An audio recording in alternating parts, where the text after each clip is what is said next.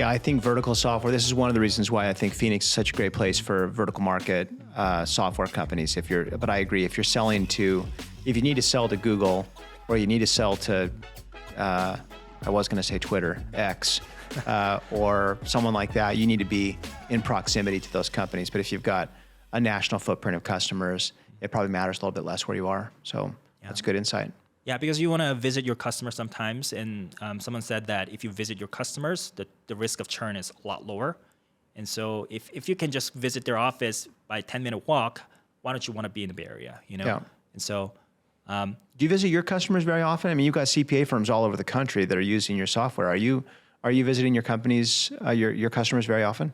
Yeah, so we've actually met a couple of customers in person, and actually that's one of my plans to do it more this year. Because before it was a little awkward with COVID and everything, and I just don't want to get anyone sick either. And so, but yes, actually in a couple weeks, I'm doing a couple more, meet customers in person. So I'll be the one traveling, or we'll be also meeting in like maybe in Bay Area together, or Seattle, but accounting firms are really everywhere. Yes. And so that's kind of one of the kind of powerful thing. Are conferences important to you? Are you meeting customers at conferences, or is it more when you go see them in person, are you just traveling to their city and seeing them, or are you also meeting them at industry conferences or anything like that? Well, some of the customers are currently in Arizona, so we can meet them. Yep. Conferences, I do believe it's one of the more important things. We haven't done any conferences yet. We've been mostly stealth over the last couple months, but again, we are planning to do that, and that's and I heard it's just one of the best ways to kind of talk with other industry leaders as well, potentially competitors too. Just want to get to know them, potential relationship you can build for long term. I would love to go a different direction than what we've talked about. Thank you so much. I love for you've shared about the company. I'd love to hear more about your upbringing. And you talked about how being an immigrant founder has had an impact on you, or when your family immigrated here. I'd love to hear more about your upbringing. I think a lot of people would be interested to hear your story about you lived in multiple countries, I think, growing up. Yeah. And would love to hear that and how that's impacted you as well. Yeah, so I was actually born and raised in India, Delhi, India. My parents were sort of studying, and they were sort of like a missionary there. And so we've, me and two younger brothers were born there. I lived there 7 years. And I would say that my first language was Hindi and English. But in English, it was really, more Hindi, I'll say. And it was a really difficult environment because in India at the time, there was not that many Asian population or other kind of country origin population. So it was mostly Indian. So, you have to speak Hindi really well. And so it took quite a bit of time for me to get used to the language and the culture and everything, even the food. And then, unfortunately, as soon as I started to get familiarized with those culture, my parents wanted to move to Korea, so South Korea. And so that was when I was in first grade, and it also was a really, really big change for me. Now everybody's Korean, everyone's speaking Korean, nobody speaks English or Hindi, right? So I had a really hard time making friends, and also I was really behind in school because of that. And so, and then as I was also making friends there, barely making friends, my parents decided to also move to America. And so that was when I was age of 11. That was actually probably the most difficult time for me, because it was a time when you're actually making friends, like lifelong friends. And so it was a really, it was a big culture shock. And you can imagine I basically spoke no English. Only words I knew at the time was like yes and no. And so I have a lot of funny stories of people asking me questions, and all I can answer is yes and no. And so when you grew up, at home, did you speak Hindi or did you speak Korean at home? So in India, in India, it was a very common thing to have a maid, and so we had a maid who was, Indian who spoke Hindi. So I would only speak Hindi with her. Yes. But with my parents, it was more on actually a little bit of Korean. But at the time, my Korean also wasn't that great, and so but in Korea, it's all Korean. But yeah, so that was just it was an interesting experience, but very, very different countries, very different. The culture is different. And getting used to, I think the hardest thing that I'm seeing now is that just ability to tell stories. That's how you connect with people. And a lot of times people want to know where you grew up. Like even that question, I couldn't answer that question in America. A lot of people asked me, and I was like, That's such a great insight. yeah. Yeah, connecting through stories. Yeah, connecting stories. But I would say that, looking back now, it was one of the most, it's what built kind of the, for me to quickly adapt to a new kind of an environment. When you think about it, I just got used to India and Korea, and then, and it just took a long time to also get used to the United States. But all those times, it was incredibly difficult, and I had to basically figure out a way different angles to figure out a way to connect with people. And that's one of the things I think taught me gave me a better insight into how to connect with people better in many ways. And actually, one of the reasons why I also started learning about calculators, and which I can kind of go into more details. But I create a lot of things to figure out a way to connect with people, and that's how I ended up in this whole building, my love for building. And so, yeah, it's just kind of a interesting journey there. Can we stay on that? Because you said you started programming calculators when you said 6 years old? Yeah, so there's a couple things. When I was 6, again, part of this transition, it was really difficult for me. So my parents actually gifted me with like origami books, and then some we didn't really get to play many video games, but at the time it was just we were given like origami books. I spent maybe 7 hours a day, 8 hours a day just folding origamis since I was I think really young, 6 or 7. And then I was gifted with also like a Lego set, and then I would create a bunch of interesting games with my younger brothers. And so I would create all these rules about the game, and I would we would have so much fun. We would spend months and months playing the game, and we started writing the game started becoming really advanced, and we had a lot of game stats in the papers and all these things. And that was all in 7, 8, 9, 10. And from that experience, I was really interested in creating games in general. And my dad being the math instructor, he actually had a TI-84 calculator at home. And so I started realizing, there's actually a game in there, this graphing calculator, and I started learning. And then, wow, you can actually create games on the calculator. And that started this obsession with the TI-84 calculators, graphing calculators. You just wanted to play with them in so a I really just wanted to cool play and with them. interesting way. Yeah, and I because I couldn't speak any English at the time, I was trying to show my American friends, hey, look what you can do. And I think they were really amazed, and they thought I was kind of weird, for sure. I mean, that was in 6th grade, when I was, I think, 11, 12, when I was showing them, hey, look at this game that I created. And then it became a little weird, and then I started creating a programming language on a TI-84 calculator, as well as a gaming engine. And then it's crazy what you can do on graphing calculators these days. But that started this my passion for engineering in general, just computer programming. That led me to studying computer science at ASU. Did you ever want to be a game designer? Yes, I actually thought about that for a while, but I didn't think that was a career. My parents would, really be disappointed. They didn't want to. They didn't like the idea that if I moved to America, I was going to study. Even computer science, they actually thought that it was the weirdest thing. My parents wanted me to, especially my dad, wanted me to be a math professor one day, because that's what he saw, right? That's the kind of the road that he saw. And when I was playing with the calculator 7 hours a day, my dad would literally take it away and lecture me for not studying and then actually playing with the calculator. And so, but yeah, it's just crazy how the small little things end up kind of helping you connect to it sort of makes sense later on, but at the time it was definitely it felt weird for sure. And what do they think about you being a startup founder? Do they think that's crazy? It also took a long time for them to accept that, because the first 2 years you really don't see that much result. But I think when I first received our maybe first $20,000 in investment, I think that's when they were like, whoa, I think that's even possible. It made it real. Yeah, it made it feel real. It felt like for them that was oh wow, that's like a scholarship money, right?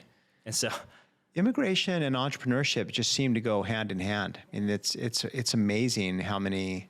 If you look at tech companies, how many amazing tech companies at scale are led by immigrant founders or CEOs. It's incredible. How do you think that you talked about this a little bit, but I'm assuming moving from India to Korea to the US and having to remake friends and learn new languages, that creates an incredible amount of resilience. Is that the skill you think that's transferable? Is just the resilience and being, doing new things to entrepreneurship? Or how else do you think immigrating to the US or just even those childhood experiences moving country to country has impacted you as an entrepreneur? Yeah. I think the biggest thing I've felt and learned is that not being afraid to look like a fool. I think there were so many moments, looking back, it's very cringy, but there are so many moments that I think I tried to tell a story and it just fell flat, right? It wasn't great. And but after you do that for a while, you're just like, oh, actually, it's not that bad. It's not that bad to get rejected. If people don't want to hang out with you, then you don't just, you have to figure out a way to connect with people, right? And so you end up becoming very, very creative with whatever that's given to you. So if it wasn't a language for me at the time, then it was through different things, like different hobbies that I can, learn. And also, I think it really teaches you that the process of immigrating from different countries really teaches you how it keeps you open-minded. It keeps you open-minded around like there's many ways to do things. There's also you can also always learn new things. I think that's one of the things that I was surprised by is that like I literally didn't know any English, and within 2 to 3 years I was able to start listening to people, and then after that maybe 5 years I can start speaking more fluently, and then after 7 years I can tell a good story. And so that process taught me that hey, even if I don't know something today, like for example sales, it was really difficult for me initial first few years, but I stayed with it. I know it's difficult right now. It just seems like I'm like a fool right now. But then, maybe in 2 years, I'll be really good at it. So many good things in there. You described willingness to take social risk. Anyone who starts a company, you're taking social risk. You might look stupid, right? Yes. And so I love that. And then also the capacity to learn. Yeah. Like starting a company and building something meaningful just requires ongoing learning and failure and learning and failure. So those are great aspects. I can see those flow through into Soraband now. Yeah. I mean, for most of my childhood, I was an outcast. It was, I was that weird kid who couldn't speak any English, or I just had to, it was just so different. But that also made me comfortable being different. And so when my friends are even in Arizona, it's not that common to start a company, right? But that gave me the confidence like, hey, people around me are not doing that. They're all going to the engineering route, or maybe they're ended up taking a good job at a full-time engineer job. That's not the path I want to take, and I'm comfortable with that, right? So that sort of gave me the courage to be able to start a company as well. What I'm hearing is relentless tenacity. I mean, 7 years to go from saying yes or no to being able to tell stories. I don't know many kids or adults that have the patience for that. That's really commendable. Do you think that that's like the key to winning in startup is tenacity, just to keep going, keep going, keep going? Yeah. I think also YC talks about this all the time is the determination. Determination is the number one thing that you need to win. And I think it's interesting in business. I don't think determination is always true for all kinds of things, right? Like if you're doing PhD, you don't want to just have determination alone. You actually need some intelligence and everything. Right. You also need to, there's all these things that matters. But I think in business and maybe in startups specifically, sometimes tenacity and determination alone can usually yield something, yield enough result to take you to the next level. And it's these days, I think, in the last 1 to 2 decades, people like to also pay forward nowadays. And so if people do see that you're putting a lot of efforts, no matter what, and over the next, let's say, even next 3 years, you don't make much progress, people will see that you're constantly trying different things. So even with Y Combinator, I had to apply 3 times actually through this process. And every single time I applied, I made some kind of an improvement. I learned something new, and I explained that. And then like literally 3rd time, in terms of revenue, it didn't increase that much. But I showed all these different learnings. Show progress. Show progress that, hey, I'm regardless you guys funding me or not, I'm gonna keep making progress, and I'm gonna figure it out eventually. And that's what they were interested in. They're like, wow, you didn't give up during those period of applying again and again, and us continuously rejecting you, right? And then at the end, they're just like, yeah, I think we're gonna just move forward now. So that. Again, I'm thankful that I didn't give up, in my child upbringing sort of helped that with that process. But I think that's one of the things I want to definitely emphasize for all the kind of the audiences as well. It's just determination really does matter in startup. That's great advice for founders. I mean, we certainly hope this podcast is influential and beneficial to people who are thinking about starting a company. We want this to become a top software state in the country, and for that to happen, we need more people doing what you're doing, taking risks and trying to build, have relentless tenacity, as Ali mentioned, and build a company. What's been the most surprising thing for you about this journey? When you think about looking back so far, I mean, I know you're just still at the front end. You've got a long way to go here, you've got great momentum and you're ramping. But in your journey to date as Soroban, what's been the most surprising thing or something you've learned that's surprised you a bit? Yeah, I think I'm surprised. And there's many things, but I think probably one of the biggest thing is that how much you can learn. Just 3 years ago, a couple of years ago, I just didn't know anything about accounting, or I didn't know anything about how to build a product that can serve tens of thousands of. We serve accounting firms, but they also have tens of thousands of clients. So how to build a software that can support all that during the busy, crazy season when people are uploading tens of thousands of documents, right? So building that, I'd never done it before, right? Sales too, I'd never done it before. Now we have a head of sales and we have 3 salespeople under him, and I've also had to train our head of sales. But it was just crazy that 2 to 3 years ago, I just didn't know anything about sales, right? And so what surprised me, I would say, is that when you put your mind into it and if you really give your best, when you're obsessed with the problem, you'll eventually figure out. You'll figure something. I mean, it might not be quite the way that you thought it was going to be, but you will figure out a way to build enough credibility. Also, you will feel more confident over time. So that's one of the things. Is that ambition also grows over time.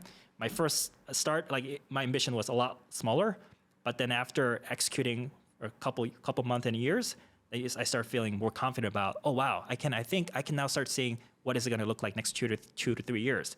Maybe later, hopefully. Now I'm thinking that maybe I might be able to think about next 5 years or 7 years. So. Well, you used some of my favorite words there, ambition and obsession. Those are 2 of my favorite words. I'd like to know, what's a challenge that you're working through right now? How are you solving it? Yeah, challenge. I think the biggest thing, and I think this is very, very probably familiar with a lot of the audience, as well as a lot of people who are thinking a lot about their work, is just at the end of the day, sometimes even after you try so hard, you just can't. It just takes a long time to figure something out. And so for me, I think with startup too, it required a lot of pivots. You try so many things and it just doesn't work.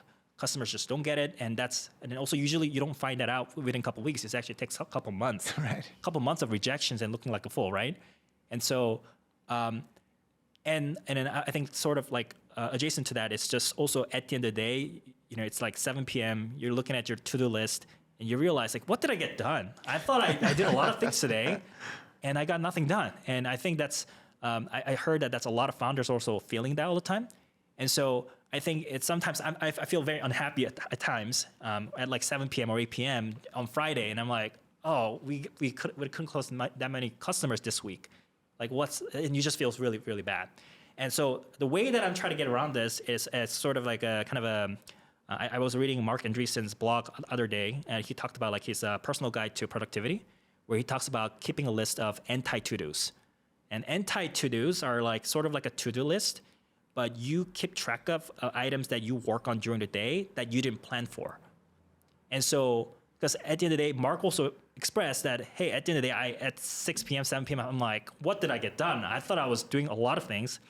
And so, in order to combat that and to help yourself to not be demoralized, the way you do that is to keep track of, hey, I spent 2 hours today on blocking engineers or helping sales team to, Right. providing feedback to them. Like those things you don't sometimes, it wasn't expected. It right? wasn't on your to-do list. It wasn't right? on your to-do list until Yeah. someone's like, hey, I need help. I need access to this 7 items.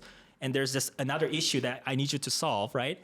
And so you keep track of those things and you realize at the, at the 7 p.m., 8 p.m., you're looking at the list and you're like, oh, wow, I also did this. And maybe later I can hire someone to help me with that, right? So keeping track of all these things. So that's how I'm trying to solve that today. And I've been doing that for maybe a couple weeks now. So it's a little early to say, if it's working out for me, but it seems, I feel pretty good with that. I can really relate to what you said. So back when I had a tech startup, I used to say that it felt like 2 + 2 = 0.1 on any given day. Yeah. It was so hard. Yeah.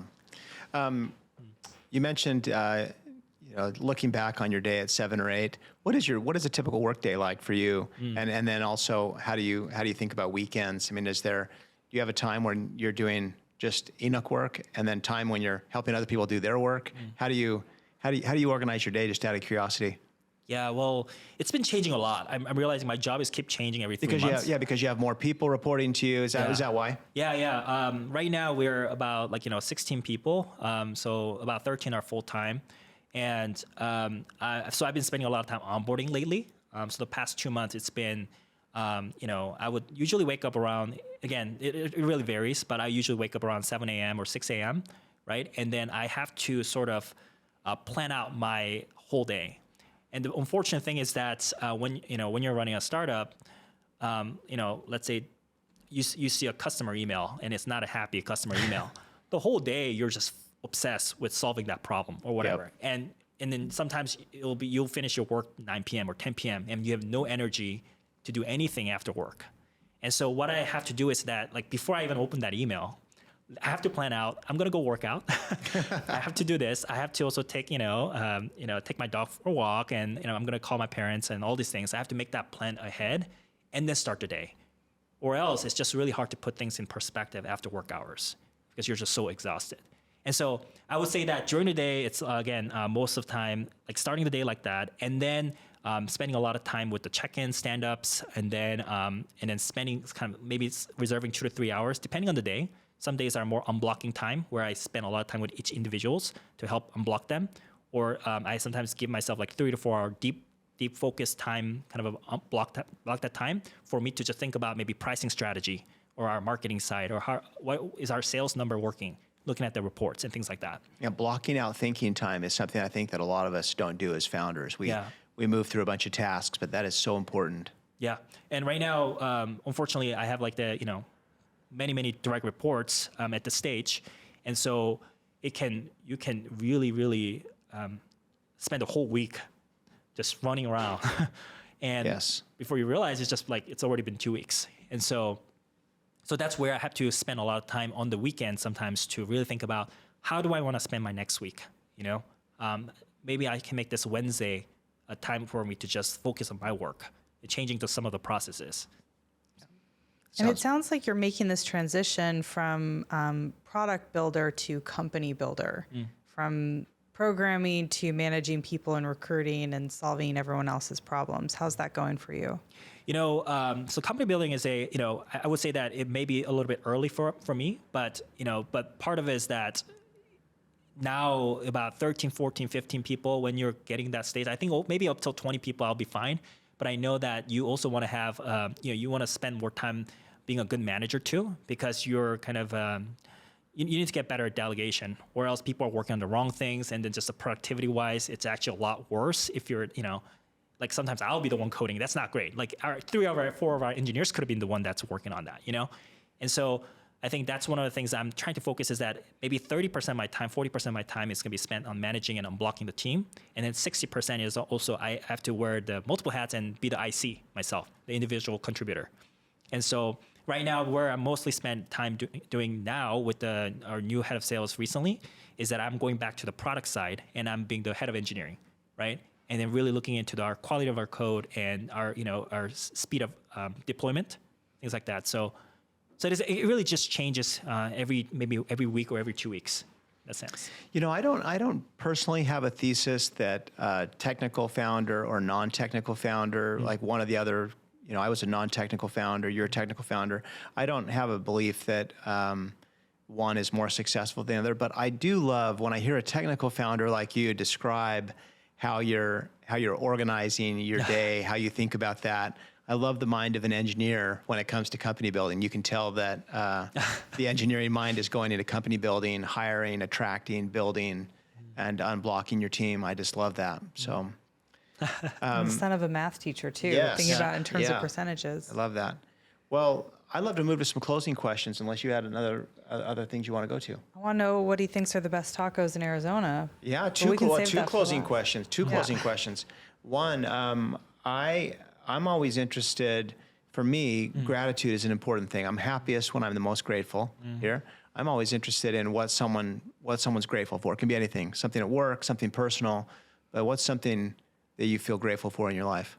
Yeah, I also I have to spend at least once a day also writing some, what I'm grateful for. And it's really definitely true, especially in the startup journey. It's so easy to get caught up with all the issues that you have to solve. But for me, one thing that I am always grateful for is just, first of all, friends and family that allow me to, be where I am today. I think a lot of times I think about my past, it's just my parents also being, trusting with some of the process. Even though first 2 years in, there was like nothing. I've only been, spending my personal savings, right? So, and, even when they needed some, financial help, I wasn't able to help them, But so it's some of the things that I'm really grateful for. I'm grateful for all my friends and family who were incredibly patient with me throughout the process. I would say that first few years, my stress level was sort of high. I mean, although there wasn't much progress at the time, I think a lot of founders have a lot of expectations for themselves, regardless of their stage. And so, I think at the time, my family, just everyone around me just were very understanding and gave me the feedback that I needed to also stay humble, as well as, to also have hope when things looked really, really bleak. And so that is something that I feel like, that's something I can't just do it on my own. And I'm really grateful that I had that network of people who were supporting me. I love that. It's good to have your people. Yeah.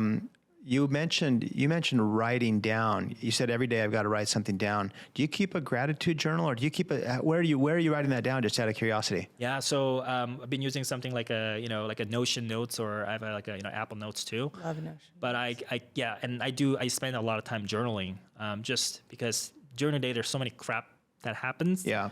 Right. And once you put it out, you can sort of drop that worries or concerns that you have, because you're like, okay, I can address that over the weekend. I don't have to deal with it right now. And so that's again, but then every morning I have to also do the gratitude journal, just so that like I keep in, even something that bad happens during the day, I'll be able to put things in perspective. I love that. Hey, I'm thankful for this, and I'm great. Like I'm lucky that I have all these things. So what this happened, so you can see everything sort of more in bigger picture in a sense. I love that. I love that. So the most important question. Yeah. I'm hungry right now. I want to eat tacos. Where should I go? Where do you like to get tacos? Yeah. Best tacos are in Arizona. Best tacos. Well, there's a lot of different places, but I think the one that that's sort of in my mind, and I haven't been there for a while, but I want to go again. It's the Crujientes. It's in around Arcadia, I believe. Arcadia area. Next to a sushi place. I really love their pork belly. Their pork belly tacos. All right. And it's a really, it's a nice size, and they have they make their tacos look fabulous, and it just tastes really good. Every time I go there, I just find myself really happy. So I'm probably gonna say it wrong. Crujientes. Yes. Pork belly tacos.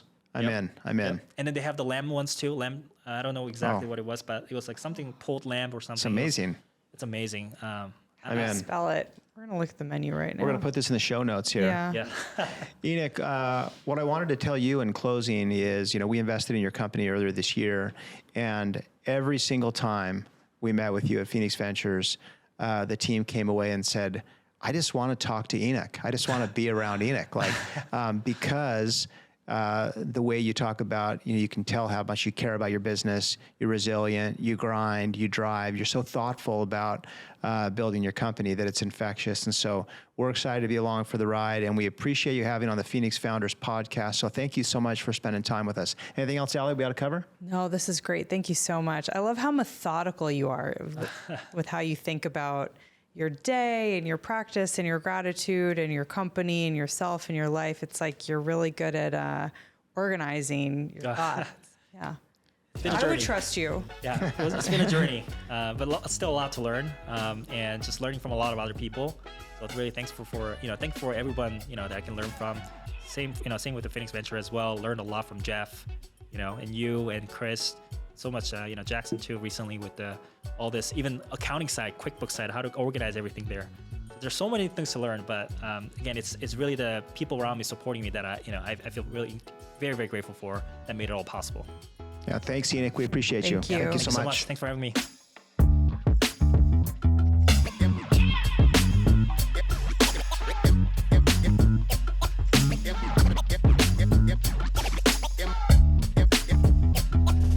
The Phoenix Founders Podcast is sponsored by Arizona Venture Development Corp.